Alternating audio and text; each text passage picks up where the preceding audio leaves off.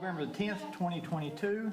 First thing on our agenda is our vision. Ms. Cole, would you like to read our vision, please? Yes.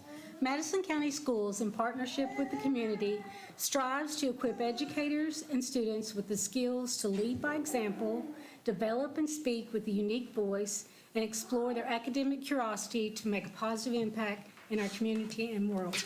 Thank you. Next up is our showcase. Dr. Hill? Okay.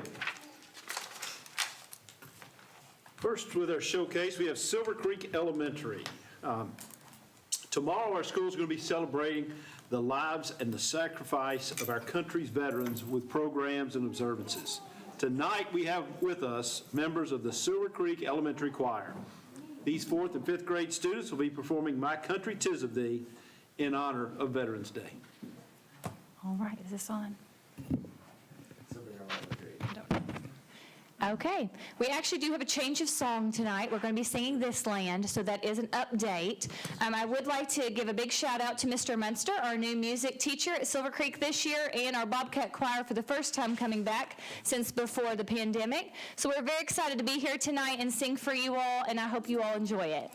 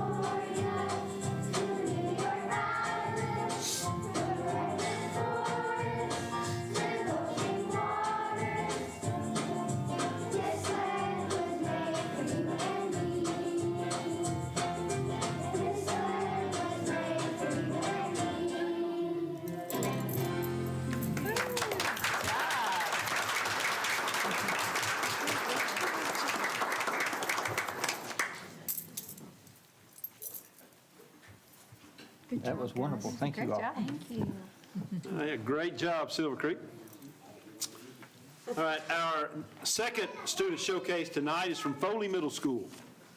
When the Berea Fire Department announced a fire hydrant painting contest to benefit their Christmas toy drive, Foley Middle School knew they had to enter.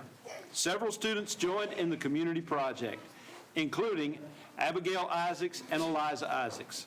After nearly 40 hours of working on the paintings, the fire department judges just couldn't choose between these two. The result, a two-way tie for first place. First place winners, Abigail and Eliza, are here tonight to talk about the process and show some of their pictures of their final projects. Hello. So as you said with the Berea Fire Department, they were doing a fundraiser for their toy drive, and you need to drive around Berea because it was about 120 fire hydrants that have been painted, and there are so many neat ones. But of course, we have to brag about ours. So if they'll come forward and show you guys our hydrants. This is 8th grader Abigail Isaacs and 8th grader Eliza Isaacs. Obviously, they're very talented in visual art. When Ms. Hardy said that the fire department had called that we had 2 hydrants on our campus that we were allowed to paint, we had to jump at that, and we really enjoyed it. So when you look, oh yeah, I have pictures. Sorry. The hydrants, they were pretty rough, so we had to give them a nice little facelift there. So we primed them up. The girls took a lot of time coming up with plans on how to utilize the fire hydrants based on their form. We didn't want to just paint pictures on it, we actually wanted to consider how the form could become the image. Abigail decided, I decided to paint an English background, and I decided to manipulate the top of the fire hydrant into a hat, like a firefighter hat. And honestly, it was just really fun. Really good experience. It's so cute. so this was the girls' first time using oil paints. Oil paints is a new medium really for middle school. And they did a lot of learning with different values and color mixing. These pictures here are just the early stages of just getting the first base coat down with the color. Eliza created, Firefighter with a gas mask. I thought the 3 compartments, things up there, looked like a gas mask, so I decided to do the firefighter. so we can see here in the finished works with the firefighter one, how she was able to utilize those side pieces there to become part of that mask. When we look at the bulldog, we also were able to take the chain and create that there into the collar. Lots of nice detail. You really notice these when you pull into Foley. You see them over on the side. With the fire hydrant of the firefighter, you're going to notice that the hat is blue. We were restricted on what we were allowed to paint. So this one was actually a Foley private-owned fire hydrant, so we were allowed to paint it whatever we wanted. This one had to maintain the blue. So when you drive around Berea, you're going to notice a lot of the fire hydrants have certain colors for their little cap. It's called the bonnet. When we found out that we won, we were flabbergasted because both girls won. When the fire department had called, they said they were just struggling so hard to decide who would be first and thought, well, they're twins, let's just make them both first. And we were super duper excited for that. You can see in Abigail's picture, she was extremely pleased. The fire department came out and greeted the girls and brought out the trucks. Some of us had a good time getting in the trucks. But it was a wonderful experience. The girls were given a nice certificate and prize, a stay to Boone Tavern. Our students at Foley, when we were going through this process, we had the tent set up. Our students loved going up to the window to see what they were doing. They were asking what they were doing. We had a lot of things going on because homecoming was going on at the same time at Southern. People were walking up to the tent. We put in about 40 hours of time working on the fire hydrants. The girls have very dedicated parents, very supportive parents. We stayed after school many hours till 9:28 one night with our cameras on the flashlight on our phones to make sure we can get those details in to be entered into the contest. Extremely proud of our girls. They are 8th grade students, and they were competing in this competition from all ages, but also professional artists in the community of Berea. And it's amazing what they were able to create. They represented Foley so well. We are so proud of them. We're really looking forward to what else they do, especially when they get to Southern as well and as they mature more. But we absolutely love them. The fire department told us that it's something they're going to do again next year. So next year Foley has to compete against the girls at the high school level. But we're looking forward to it. It's great. So please go around the community, take a look. Girls, anything else? That's it. Well, I think those look very professional. Those are Amazing. Yes. To see Yeah. you beat Cool. everybody in the community. Congratulations. That's Yeah. fantastic. So if I'm not mistaken, you all were painting while we were in the homecoming parade. Yes, we were. Because I think Ms. Cobb and I threw candy to you as you were I painting. think so. And we ate that, didn't we, Abigail? Dinner. And I can honestly say, so I'm a firefighter, and seeing these, I mean, they're just so good. And I mean, they're just, it's amazing what you all did with these fire hydrants. They look awesome. Yeah. Lots of details. Hours of work. Yes, lots of detail. And they did a lot of planning. As you can tell, they're planners. I mean, they did so many sketches. And their mother also came to help at the evenings. I think they did paintings. I think their mom made them sit down one evening at home and actually paint out their plan with them. But very supportive family, very supportive teachers and administration. We were so excited. We're very proud of them. And we love to brag when people are like, who did all these? Like, we did, right here, right here. Our 8th grade girls, right here. So we're excited. Congratulations. Fantastic job.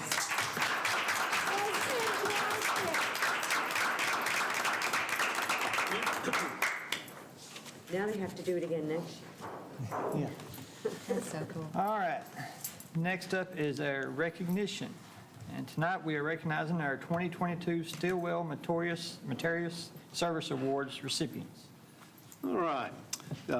This is for staff recognition. And as Mr. Rutherford said, it's the 2022 Stillwell Meritorious Service Award. The Kentucky Department of Education recognized technology staff from Kentucky's K-12 school districts for their dedication and support of education technology during the COVID-19 pandemic. These employees have been given the Stillwell Award. The Stillwell Award is named after the late William E. Stillwell, a longtime faculty member of the University of Kentucky's College of Education, who worked diligently throughout his career to improve Kentucky's K-12 educators' access to modern technology. The Stillwell Award is the highest honor that KDE awards in K-12 education technology. The list of award winners includes Mr. Ben Burnett, Mr. Randy Neely, and 70 other Madison County School employees responsible for technology rollout during the pandemic. This group is represented tonight by our Director of Technology and Deputy Superintendent, Mr. Randy Neely of Madison County. A complete list of our recipients can be seen on the district's website. Yes, sir. Congratulations. Appreciate it. Appreciate it. Dr. Gillum is also being modest. He is also on that list. And as we hand out these awards, we just want to say a big thank you to you all as well. We could not have done all of the work that we did without the support of our board and without the support of our district leadership. And so we just want to say thank you. Thanks for making it happen for our students in such a tumultuous time. So. Thank you. Well, thank you. You make our job easier, so. And just like the other day when we was looking at, last month when we was looking at our scores, you know, our scores couldn't be where they're at without our technology. And the way you all got out and got into the schools and put in these Wi-Fi hotspots and made sure kids had Wi-Fi at home if they didn't already have it. So all that is due to you all, and this is a very good recognition that you all have gotten, that you deserve it, every bit of it, and everyone that's involved with it deserves it. Because without you all, we couldn't have done anything through COVID-19. Appreciate it. Thank you all very much. Thank you. We're going to get a photo? Yes. You may have to be by yourself. They're not joining you. Come on up there, Mr. Neely. Here he comes. Yeah, have a medal for you as well, sir. Pin that on. It's not quite one of those. Thank you. Appreciate you. Come on. There you are, sir. Medal recipient.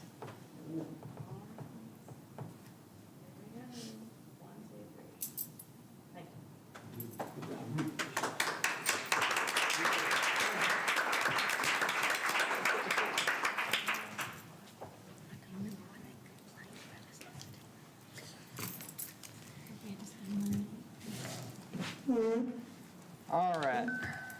Next up is our consent agenda. These are items that we see regular on our agendas and that we're very familiar with. A lot of them come up the same thing month after month.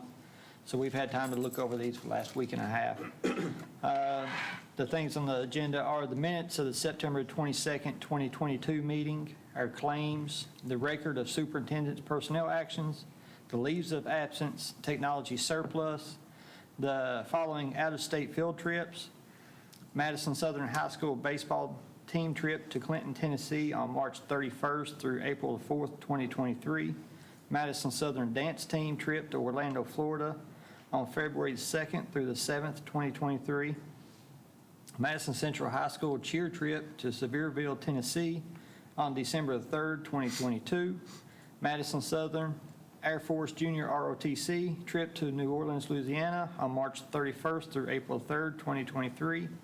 To acknowledge the review of Procedure 09.42811 AP.1, shortened school day application, and to accept the CAT's offer of assistance.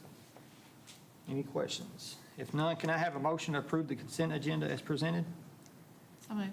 Motion by Ms. Brock, I'll second. second by Ms. Burford. All those in favor? Aye. All right, next up, we have our monthly reports. Tonight, we have our district math coaches. Ms. Tiffany Brock and Ms. Peggy Blankenship will be presenting our instructional report tonight. How are you all doing this evening? Good, how are you? Good. Good. Hello, thank you for having us today. I'm Tiffany Brock. I've been a math coach for about 5 years, and this is Peggy Blankenship. She's our newest math coach, and we're very excited to have her on board. And we just wanted to share a little bit about some updates and some changes we've made for MDC, some improvements. All right, in the work so far, we have 9 schools. We have 3 middle schools, and with the addition of Glen Marshall this year, we now have 6 elementary schools, so we have 9 altogether. Our math coaches, we are up to 7 now. We have Lucy Anderson, Peggy Blankenship, myself, Abby Brown, Ashley Grigg, Sandy Cablin, and Denise Strange. And we're going to talk a little bit about some of the changes we've made and some improvements that we've figured out are better. All right, so one of the main goals of MDC has always been to build teacher capacity, and that is done by building efficacy, and it'll lead to sustainability within our MDC schools. So building capacity is defined as the actions that lead to an increase in the collective power of a group to improve student achievement, especially by raising the bar and closing the gap for all of our students. And one way we have worked toward this teacher efficacy and the sustainability is by taking feedback from teachers, and teachers requested they wanted more opportunities for collaboration. So this year we have started monthly collaborative events in response to their request. So we are in the classrooms more, we're able to have a more daily impact on their classroom instruction, and these collaborative events include things like planning a lesson or a unit with them that's based on one of their BIT goals or a personal goal. We plan or create formative, summative assessments with them. Co-teaching, where we go in there and teach with the teacher, and we're demonstrating some of the MDC indicators. Modeling, where we would go in and teach a lesson, and there are teachers who may be looking for a certain way to use that teacher practice, and we help them by modeling in their classroom. We could hold a PD hour based on a request for a certain topic by a teacher or a group of teachers, and video reflections, where we'd watch a videotaped lesson either of ourselves or of the teachers, and just talk about teacher practices that are evidenced in the videos. So that's a positive change we've made this year to get in those classrooms more. This quote by Dan Meyer: "We are no longer intimidated by math because we're slowly redefining what math is." Math hasn't changed. Math will always stay the same. That's the good thing about math. But our instruction, our teaching, and our learning of math has definitely changed. And so through those feedbacks, through those reflections, through the research, we have changed some of our professional developments. We have adjusted them so that they meet the needs of the teachers better. 2 ways that we do this is we always encourage self-reflection by all the students and by the teachers and by the coaches and by the administration. But like we ask the students to self-reflect after they do something, what worked best for you, what could you have done better? We ask the teachers to do that as well, and we ask ourselves to do that. And so through that reflection and having a growth mindset, those things are what is helping our teachers improve. So we put those into our trainings. So our initial training, this was the learning intentions that we've had in the past. The clarity has always been very important on all levels of education. Everybody wants to know what they're going to do and why they're doing it. That's no different in education. It's just as important, if not more, in education. So we've always been very clear about that. The students and the teachers need to know what they're expected to do, what that will look like, what that standard is actually saying, and why are they doing it, so that we can make it applicable to their daily life. The students need to know why, the teachers need to know why. The other thing we have changed is we're more intentional about sharing the how. How are we going to do that? They know what they need to do and why they need to do it, but how are they going to get to that? And so for the students, we ask them to do the SMPs, Standards for Mathematical Practices. And it's things like modeling. So if they have a problem, they could model something. They could look for a pattern. They can persevere. They can make sense of it. So that's how we encourage our students to learn the math. So we are doing that with our teachers as well. So we have adjusted our initial training, and so now you can see we're much more explicit with our how. And one of the things we have done is, in order to do MDC is not a curriculum, it is not a resource that they can just take and use. It's best teaching practices. So what we have really focused on and been intentional in that training is that they can take any resource they have, whatever their main resource is or where they pick and pull, and they can adapt that to have these MDC best practices. And so they can take any lesson and they can make it have those best practices by thinking of questioning strategies before it. What tools can the students use? How are we going to have the students discuss things with each other? So we are being very more intentional about the how. The teachers are going to do it as well. And it has made a difference, because now they're not as intimidated, like this is a whole new program we have to learn. It's about small little mind shifts and little just shifts in your teaching, just one little thing. Instead of telling a student, oh no, that's not correct, say, okay, I noticed something on here that could see some improvement. Maybe you can talk to your friend and you all can discuss it. So little things like that. It's not changing really the standards, of course, at all, but it is making it more, putting it on the students and having the students own their own learning as well. And this is just a slide we put up that all the things that we're asking the students to do, were to have a productive struggle, to self-assess, to self-reflect. All of those things we ask our coaches to do, we ask our teachers to do, we ask our administrators to do, and we've noticed that when they have these chances to self-reflect, their growth mindset is more open to change, because they are seeing the changes in themselves and the students. Is there any questions you all have for us? No, I don't have a question, but I will make a statement that, the one thing I picked up on when you was talking is that you took your feedback and you adjusted the way you're teaching. Yes. You're not taking it as just, this is the way we did it last year, so this is the way we're going to do it. No, definitely. You realize there's things that can change, and you've put those changes into place. Yes. And that's always a better way to do it. So you recognize there's something you can change, and you've made those changes. Yes. Well, And- especially because, we've used the resources for your group in order to assist the teachers to be able to do their jobs more effectively, and you're listening to the teachers. So that makes me very, very happy. Yes, and the teachers, I believe, recognize that, and it helps us to encourage them to continue Yeah. to grow, just like our students. So, And anytime you can collaborate, it's always a good thing. I wish we'd had math design collaboration when I was in school, is all I'm saying. Well, and this has got to be invaluable to your first-year teachers. Yes. I mean, And I'm in kind of a unique position because I'm at two different schools, and at Glen Marshall, we're in the first year of the work. And then I'm also working with teachers at Daniel Boone that have been in the work for 4+ years. And just today, I was bragging on a teacher at Daniel Boone who happened to be led by Tiffany as a math coach. And to see, the influence of MDC and the way she was leading this lesson today just blew me away. I was like, oh my gosh, this is where we're trying to get them to be. And, it's really neat for me to see it from the beginner level and then see where they're going with this. So. When you put that ownership on the students too, so I love that. You're Great listening to them as well, so that's fantastic. I think it just solidifies that learning. That's Yeah. awesome. Great job. Thank you all very much. Thank you all. Yeah. All right, next up, we have our construction report by Mr. Tony Thomas with Klopfelter Samacar.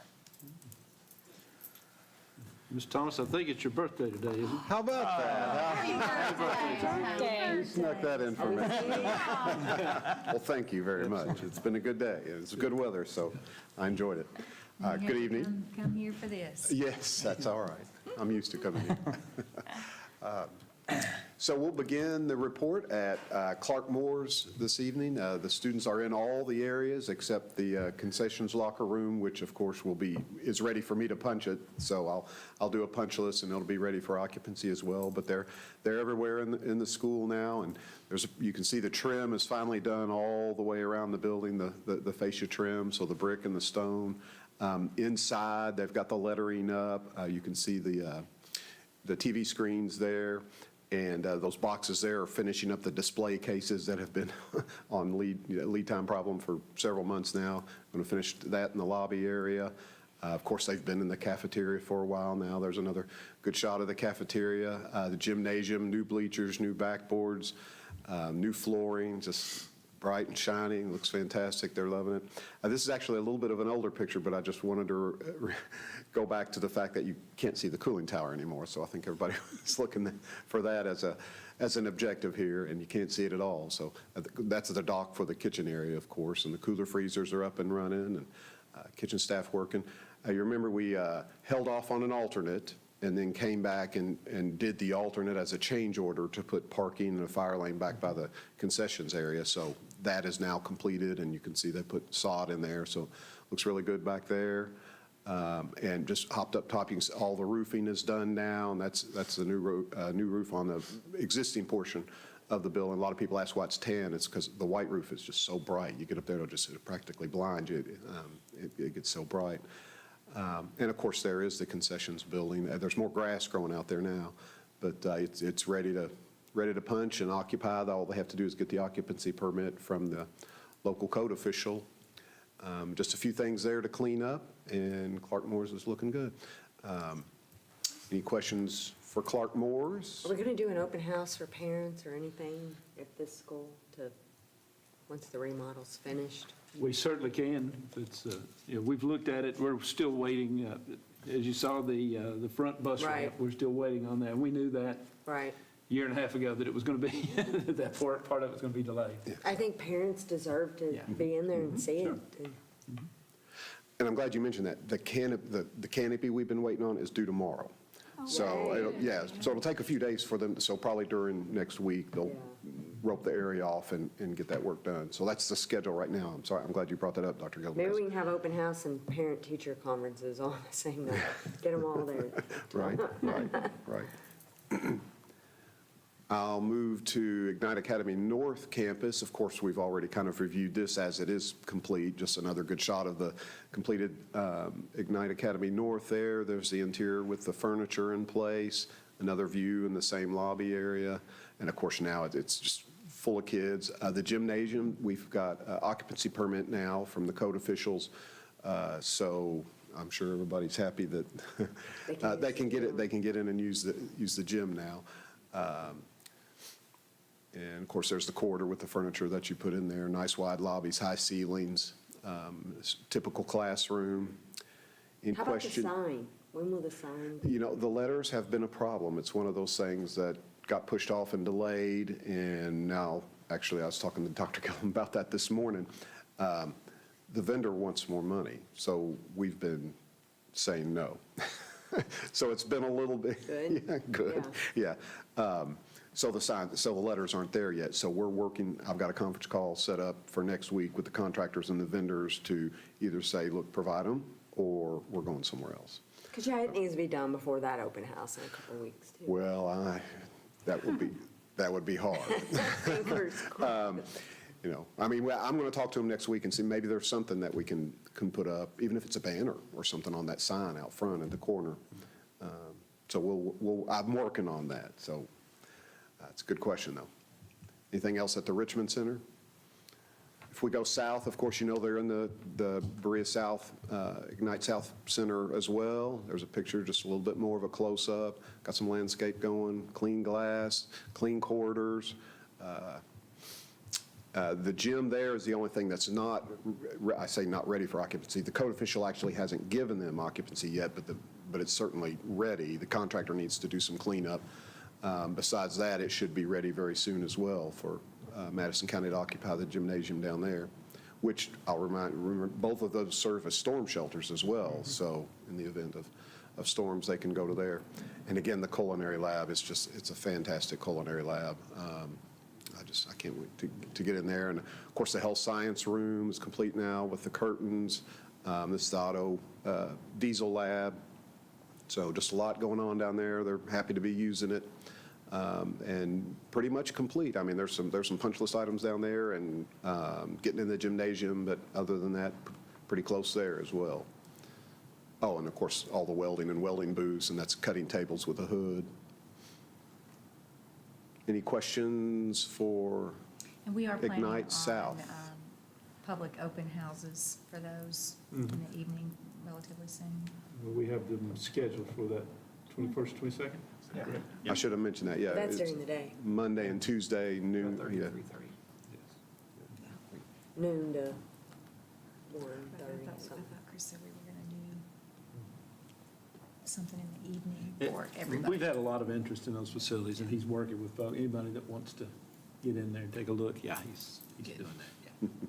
I think he's pretty much giving a tour about every day, it seems Yeah, like. they are Nice. just, these are such great extensions of our high schools and the programs that we have in there. It's just amazing. A tower that's kind of, project that's been a little on the back burner is just because we've been waiting for cooling season to end, is the cooling tower replacement at the kindergarten academy. So now that we're past the mode at which need to turn on the air conditioning, they've taken the old unit off, and you can see just where the curb is, and they're building a little shelter over there so people can work in case it rains on top of them. And at this point, they're inside doing some structural repairs. So not a lot of pretty pictures to show at a cooling tower replacement project, but did want to inform you that it's taken place, it's underway. The old tower's gone, the new tower's sitting in the Phillips building ready to come over and put on. So they will have air conditioning, dependable air conditioning come next spring. And that is it for them. I will say we continue to work on the bids that were taken yesterday, evaluating the bids, evaluating the information, and of course, we'll come back to you and report at any time we have any recommendations. Of course, we're Thank you, talking to the Tom. district too. What about the softball fields? Are they finished, the The dugouts? dugouts and the baseball dugouts, are they finished? Good question. I'm sorry I didn't have any pictures of those. They're not 100% finished, but I know they've Right, I been saw it last Friday, it's not. Yeah, they've got the concrete roofs on, and the Right. contractor's painting inside now, and, most of the doors are in, and then they've got some finish and cleanup to do around there as well, so we're staying on them as well to finish up But those it'll be done projects. before this baseball season, right? Oh, yeah, because that's, yeah. Soon? Yeah. Well, It'll be we're before we know it. pushing them to, and they don't want to get into bad weather either, the contractors, so they need to get done. Yes, I would agree. Okay. Thank you, Tony. Thank you. Thank you, Tony. Next up, we have our action agenda, number 8A, which is to approve our monthly financial reports. Mr. Woods, how are you doing this evening? Fine. How are you all? I'm good. All right.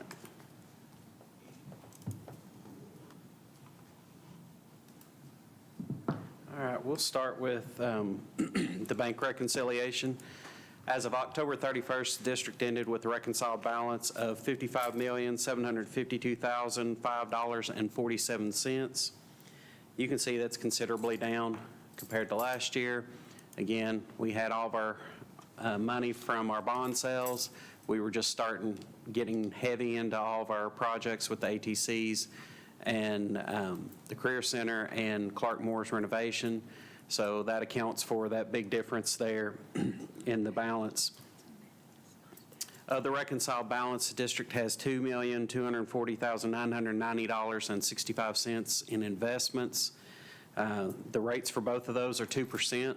They're both local CDs, and I'm working on some other investment models with the rest of the money that we usually keep invested on behalf of the district. But the 2% is really strong for those CDs. I'm glad we were able to get some much better rates because we were at 0.45%. So we've made some good gains there.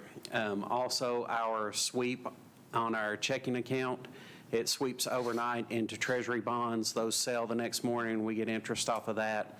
And we're getting about 1.6% just on our liquid cash in there. So those are all really good right now. We're doing really well with that.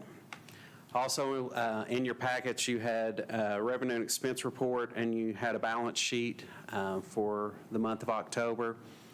I've looked through the expenditures. We're on track where we should be right now. Salaries, of course, being our main piece. I keep an eye on those, keep an eye on supply categories, which they look a little heavy right now, but we buy a lot of supplies to get school started. So that all evens out over time. Everything else seems to be in balance at this time. Anyone have any questions for Mr. Woods? If not, can I have a motion to approve our monthly financial reports as presented? So moved. Motion by Ms. Cobb, Second. second by Ms. Cole. All those in favor? Aye. Next up is to receive our 2022 audit report. I think we have Ms. Tammy Patrick and Beth Francis of Patrick and Associates.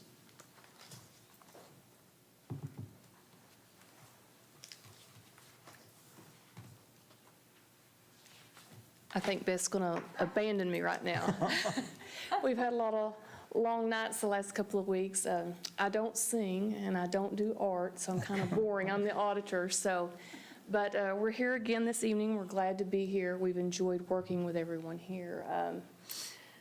I think you all have a copy of the audit report now. Oh, yeah, this. There's a little bit of change in the language in there in the format of the report. That's due to auditing standards, so you might notice there's a little bit different look to the first letter in the report. That's just somebody at a higher pay grade than me that says you've got to change this report, and it causes us to make a lot of changes. But all in all, we still got the same type of report, a clean, unmodified opinion. We didn't have any issues related to internal control or financial statement findings. We didn't have any issues with your internal control or your compliance over your federal programs and the spending of those monies that you received. And we had no issues with your school activity funds. So that's the best audit report that you can get.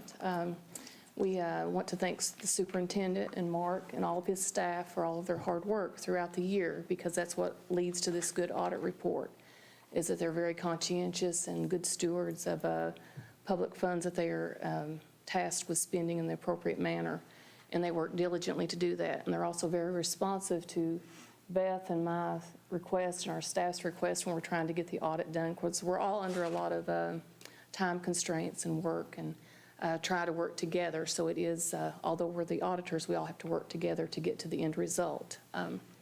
As Mark just stated, you all ended the year in a good financial position. Your net position on your statement of net position actually increased by about $19 million.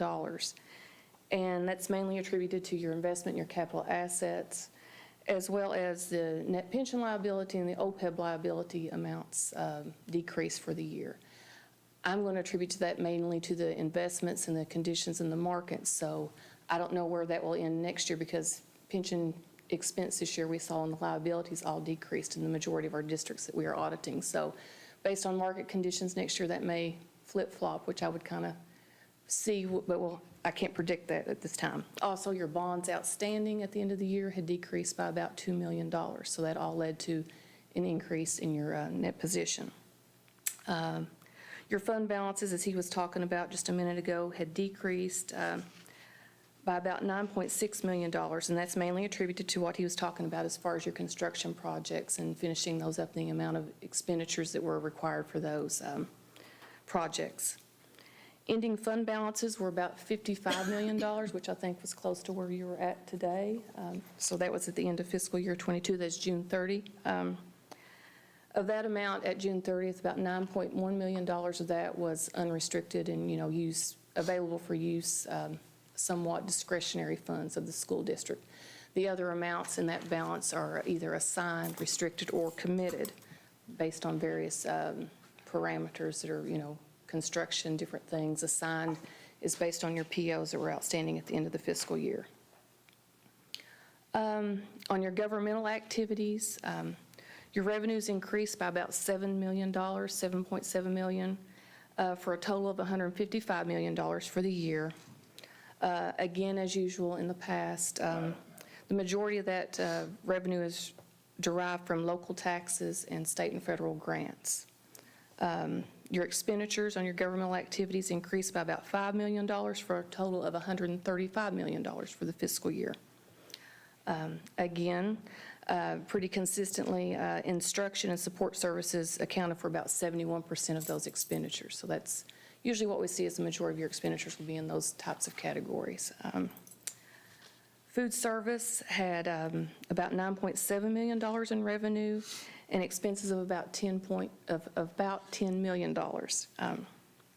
Of those revenues, $325,000 were charges for services, so that was things where people paid for lunches, things of that nature. That's your business-type activities. And the remaining was from your state and federal grants.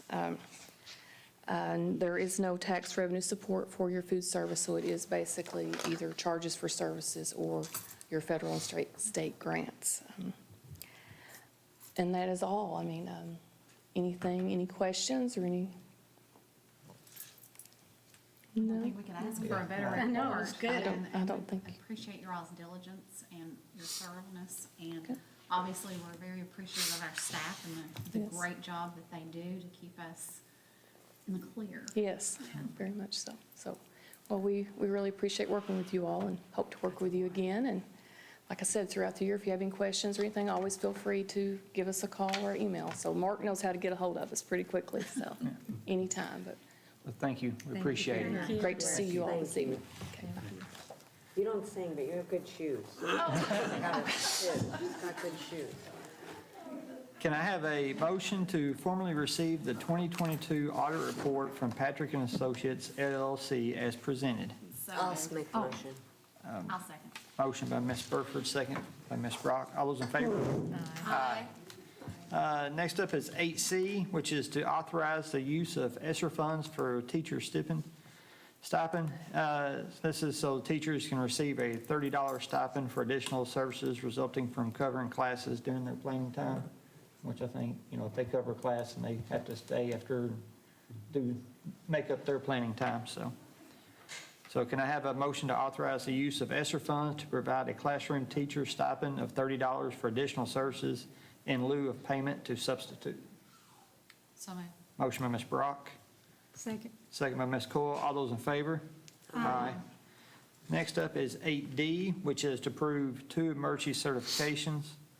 I think this is the same thing we've been doing every meeting now. So one of them is for a math geometry teacher at Madison Southern, and one is for a K-5 teacher at Kingston. You may have any questions? If not, can I have a motion to approve 2 emergency certifications as follows: 1 math geometry teacher at Madison Southern and 1 K-5 teacher at Kingston? So moved. Motion by Ms. Cobb, I'll second. second by Ms. Burford. All those in favor? Aye. Next up is 8E, which is to approve the black equipment PO. I think this is for our forklift for our Ignite Academy North. Anyone have any questions? If not, can I have a motion to approve the black equipment purchase order for a Yale forklift for Ignite Academy North in an amount of $40,374? So moved. Motion by Ms. Coyle, I'll second. second by Ms. Brock. All those in favor? Aye. Next up is to approve the advanced auto PO. I think this is for all of our tools for our new diesel program at our Ignite South, which I'm very excited about to see get up and going. So, does anyone have any questions about this PO? If not, can I have a motion to approve the advanced auto purchase order for the tools for the diesel program at the Ignite Academy South in the amount of $118,239.38? So moved. Motion by Ms. Cobb, I'll second. second by Ms. Burford. All those in favor? Aye. Next up is to approve the Mac Tools PO. I think this is also for some more tools for our diesel program. Does anyone have any questions? If For not, South. huh? For South. You might Oh, wanna yeah, this is mention for that. South. And just a note too, this is a new program there. Yes. They didn't Yeah. have Correct. anything. Yeah. So can I have a motion to approve the Mac Tools purchase order for the tools for the diesel program at Ignite Academy South in an amount of $51,307.98? So moved. Motion by Ms. Coyle, I'll second. second by Ms. Brock. All those in favor? Aye. Next up is number 9, is our superintendent's report. Okay, thank you. And I will note on those 2 POs there at the end, those vocational student programs have, most of them have materials lists, and you have to have a certain list of equipment in order for them to get certifications. So that's to complete that so we can get certifications. All right, so to begin my superintendent report, we've got a couple of new people in new positions. The first is Madison Southern Principal, Jeremy Phillips. Now, Mr. Phillips isn't here with us tonight. Typically, I like to introduce him and bring him in front, but he's actually at Eagle Mania tonight. So I told him to stay with Eagle Mania, stay down at Madison Southern with those folks, and we'd introduce him, make sure he gets to see the board a little later. But Jeremy has been an educator in Madison County Schools for 16 years. He's been an English teacher at Madison Central for 12 years, and then was assistant principal at Madison Central for the last 4. His passions include financial literacy, promoting college and career readiness for students, and supporting the growth and development of educators. He studied at Eastern Kentucky University, where he earned a bachelor's degree in English teaching and a master's degree in educational leadership. He also earned his rank 1 from the University of the Cumberlands in the Director of Pupil Personnel Program. Jeremy is married to Maggie Phillips, and they have 4 beautiful children, Kennedy, Adeline, Hudson, and Everly. So we're glad to have Mr. Phillips now at Madison Southern. Our other new face, or somewhat new, is Kit Carson Principal Jennifer Martin. Jennifer's not new to our principal ranks at all. She was previously at Madison Kindergarten Academy, but is now the new principal at Kit Carson Elementary, so we're glad to have her in that position. Next, I guess, start with an attendance update. Attendance is improving. The last week illness invaded our community. We had to take a couple days off, but halt our in-person classes for a couple of days, but we're now back up above that 90% mark in student attendance, and today was better than yesterday, so we're counting on tomorrow being a little better than that. So as our whole community tries to shake the illness. I am currently conducting principal evaluation site visits. It's the first round that I always do in the fall. Get out to all of the schools. This keeps me busy for a couple of weeks, but it gives me a great opportunity to visit our schools and classrooms and talk with principals about the great work that's going on. And it really just kind of validates all of these great things that we know are happening in the classroom for kids. In other events, on Wednesday, October 26th, we represented the school district at the grand opening of the App Harvest facility in Berea and the new Scholar House grand opening at EKU. On Thursday, October 27th, attended the University of Kentucky Ed Law Conference in Lexington for some legal updates. On the 29th of October, was able to watch the Madison Central Band compete for a state title at EKU's Roy Kidd Stadium.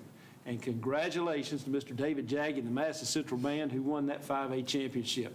And I would like to also say the band works so hard.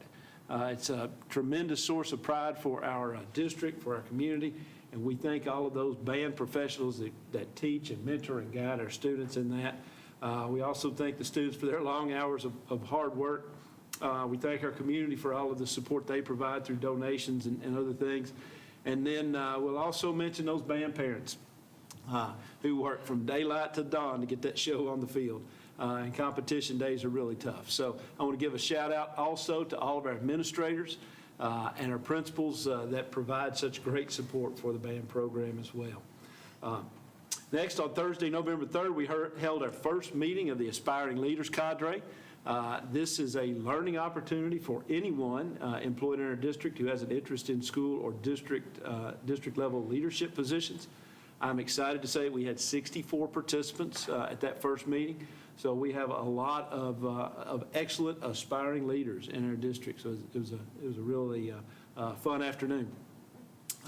Later that evening, on November 3rd, we attended the Richmond Chamber of Commerce Awards ceremony, where we saw Waco Elementary teacher Amanda Pruitt receive the B. Michael Caudill Educator of the Year Award. So congratulations to Amanda and the great work she's doing out there at Waco. Tuesday, day before yesterday, was election day, but it was a PD day for our certified staff. And also that evening, we assembled our local planning committee to start work on the district facilities plan process. This process takes several meetings to complete over the next few months, but we will have that district facility plan to bring to the board in the spring and subsequently approved by Kentucky Department of Education in June.